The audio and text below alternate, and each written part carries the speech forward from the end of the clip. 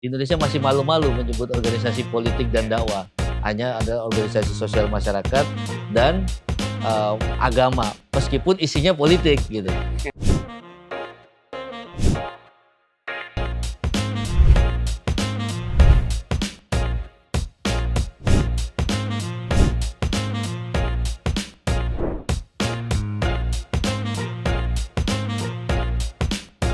Saya sih mau tahu sebenarnya Pak Sueb. Tadi Pak Sueb kan nyebut Hasan Albana gitu kan.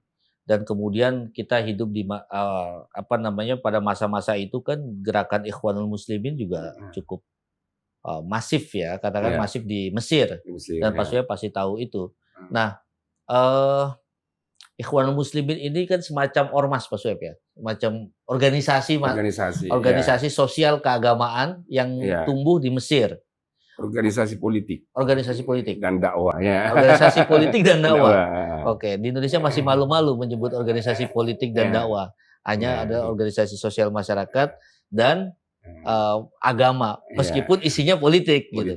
Nah, persepsi dua mungkin Pak Syekh bisa dijelaskan. Persepsi pemerintah Mesir sendiri terhadap gerakan-gerakan ini dan juga persepsi masyarakat Mesir terutama masyarakat yang punya kecakapan ya. Maksud saya misalnya kalau Mesir kan kita bicara soal agama maka Al-Azhar ya. Terhadap gerakan itu bagaimana Pak Syekh?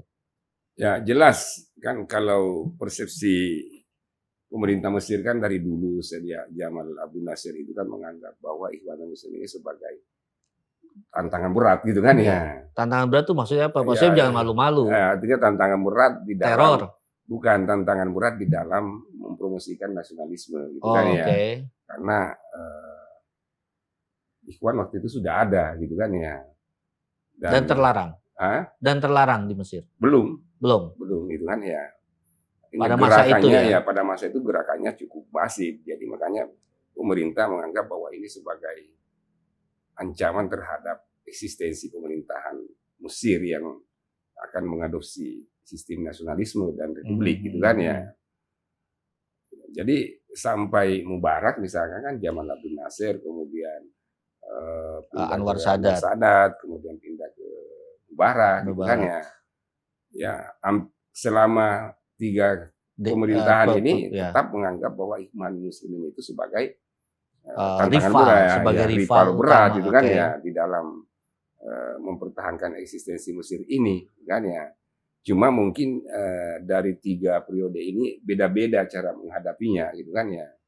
Beda-beda. Kalau misalkan di zaman Husni Mubarak, kalau menurut saya itu agak lembut gitu kan ya. Agak lembut terhadap Ikhwan gitu kan.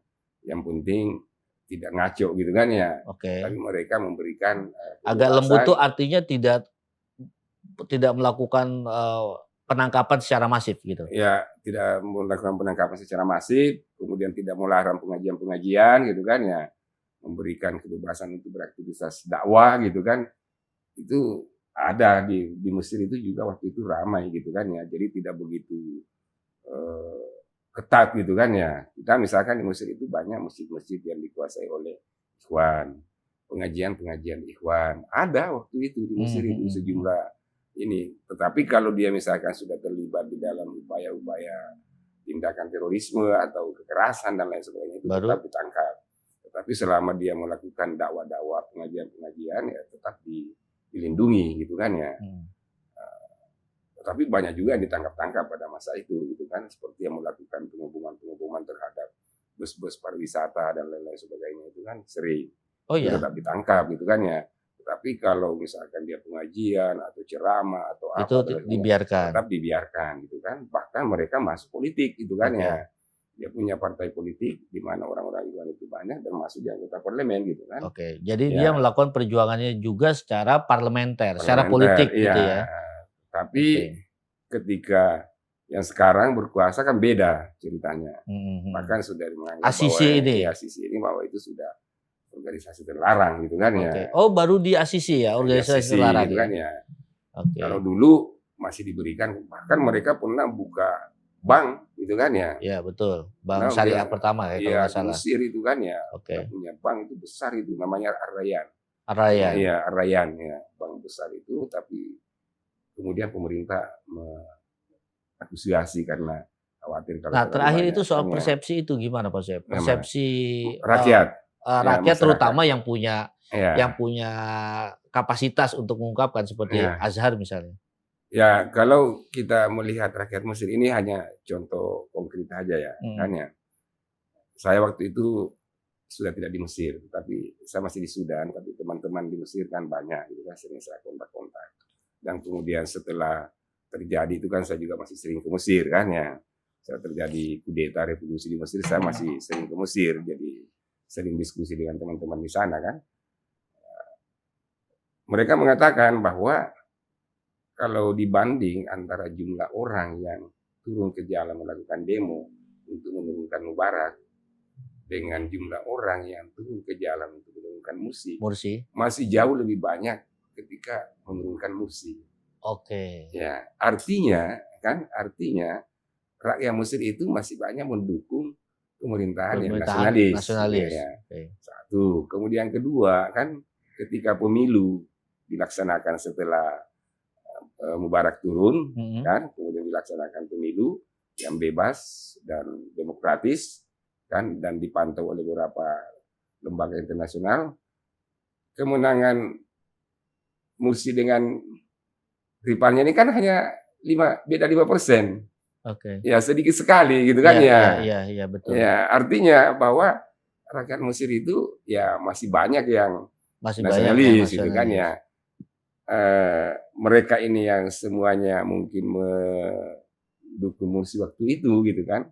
Ya mungkin karena trauma aja dengan pemerintahan sebelumnya dan dia menganggap bahwa ini ada harapan baru gitu kan ya, pendatang baru yang kita harapkan lebih bagus gitu kan ya. Nah, karenanya mereka memilih gitu kan ya. Nggak tahu kalau sekarang misalkan diadakan pemilu, apakah pendukung IM itu masih bisa seimbang dengan pendukung nasionalis, itu wallahu alam gitu kan ya. Tapi dulu kan bedanya cuma sedikit sekali, kan. Artinya kemenangan Mursi dengan kemenangan rivalnya itu yang tidak jauh beda gitu kan ya. Kalau perspektif Al-Azhar tadi? Kalau Al-Azhar ini kan ya sebenarnya kan Al-Azhar ini kan tidak orang moderat ya. Dan mereka lebih mendukung pemerintah. Pemerintah. Jadi dia tidak suka dengan misalkan gerakan-gerakan politik yang mengatasnamakan agama. Oh gitu. Ya. Jadi, berarti agak-agak mirip ya dengan ormas-ormas di Indonesia seperti NU, Muhammadiyah, seperti itulah. Al-Azhar itu tidak mau, pokoknya pemahamannya itu adalah moderasi beragama. Betul. Dia tidak mau membawa agama dalam hal-hal yang berbau dengan politik. Gitu apalagi kan, konflik begitu ya. Apalagi konflik gitu kan, apalagi bertarung untuk ini. Jadi makanya dia eksis terus kan ya. Kalau di kita kan kalau ada orang Islam misalnya ditangkap lalu dianggap kriminalisasi ulama.